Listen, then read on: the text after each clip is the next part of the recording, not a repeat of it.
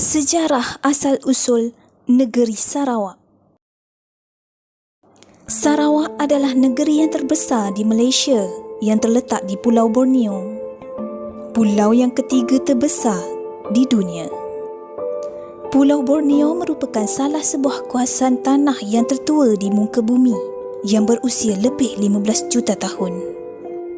Di Sarawak, terdapat bukti penempatan manusia lebih 35,000 tahun yang lalu dan ia dianggap sebagai yang tertua di Asia Tenggara.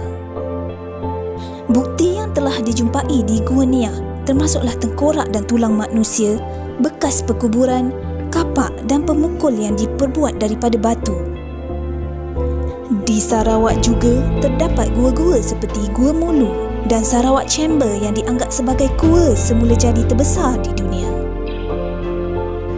Hutan belantara yang terdapat di Sarawak juga dikatakan hutan tropika yang paling banyak jenis pokoknya.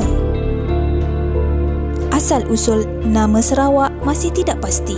Ramai yang mempercayai ia adalah daripada nama Batang Sarawak atau Sungai Sarawak yang terdapat di negeri itu. Penduduk-penduduk setempat di Sarawak menyatakan bahawa nama Sarawak berasal daripada perkataan serah pada awak kerana negeri itu diserahkan oleh Pangeran Muda Hashim kepada James Brooke dalam tahun 1841. Negeri Sarawak mula didatangi oleh para pedagang luar lebih 1,200 tahun yang lalu. Para pedagang dari negeri Arab, India, China dan kawasan-kawasan yang berdekatan membawa masuk barangan seperti tembika, sutera, barang-barang logam dan lain-lain. Dari Sarawak, mereka memperolehi barang-barang seperti sumbu badak, telur penyu, kapur barus, sarang burung dan lain-lain hasil hutan seperti barang dagangan. Di kawasan muara Sungai Sarawak, terdapat kawasan-kawasan perdagangan yang aktif hingga kurun ke-13. Dalam tempoh itu, agama Islam dikatakan telah dibawa masuk ke Sarawak. Selepas daripada itu, asas kuasa pemerintahan telah berpindah ke Brunei. Sehingga waktu itu, nama Sarawak hanya wujud sebagai sungai. Suatu perkara yang menarik mengenai Sarawak ialah bagaimana nama itu kerap juga dimaksudkan sebagai Bandar Kuching. Pada tahun 1849, melalui satu catatan ekspedisi ke Borneo, penulisnya Henry Keppel, nahoda kapal HMS Dido yang berjaya menumpaskan serangan Langnun di perairan Borneo pada tahun 1840-an, menyebut tentang sebuah tempat yang disinggahinya sebagai Kuching. Tetapi nama itu jarang digunakan dalam jangka waktu 1850 hingga 1872. Dalam tempoh tersebut, Bandar Kuching dikenali sebagai Sarawak proper. Pada 12 Ogos 1872, dalam satu mesyuarat majlis tertinggi Supreme Council di Kuching, Charles Brooke telah mencadangkan nama Kuching digunakan untuk rujukan kepada bandarnya dan Sarawak pula untuk kawasannya. Tarikh itu telah menandakan penggunaan nama-nama itu secara rasmi. Tetapi hingga sekarang masih ada orang-orang Melanau yang menyebut Bandar Kuching sebagai Sarawak. Ada juga beberapa pendapat mengenai asal-usul nama Kuching pula.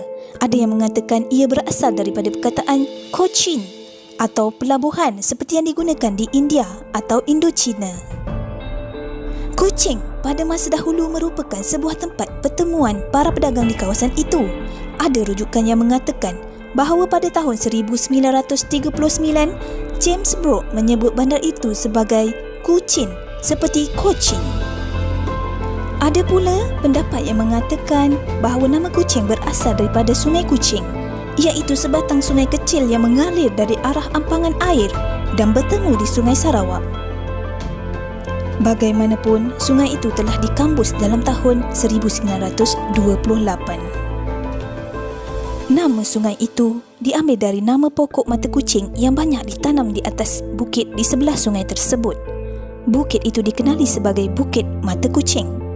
Sarawak telah menjadi wilayah di bawah kekuasaan Sultan Brunei apabila Empayar Majapahit di Jawa jatuh dalam abad ke-15, seperti negeri-negeri Tanah Melayu dan daerah-daerah lain di Nusantara.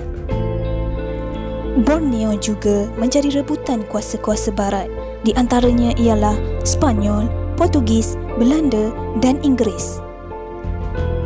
Hanya Sepanyol yang telah melancarkan serangan ke atas Brunei, tetapi negeri itu dapat mempertahankan kemerdekaannya. Tetapi usaha orang Eropah untuk membolot perdagangan di kawasan tersebut telah memberi kesan buruk kepada perdagangan Brunei. Cukai dalam negeri telah dikenakan dan ini telah menimbulkan rasa tidak puas hati dan penentangan. Sultan Sulu yang telah menolong menghapuskan pemberontakan telah diberikan wilayah di Timur Kimanis, yang sekarang ini merupakan sebahagian daripada Sabah sebagai konsesi oleh Sultan Brunei.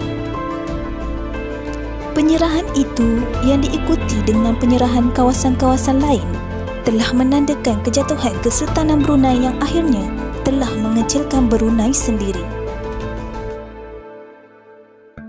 Sekian sahaja asal-usul sejarah negeri Sarawak. Jika terdapat kesalahan, sila komen di bawah.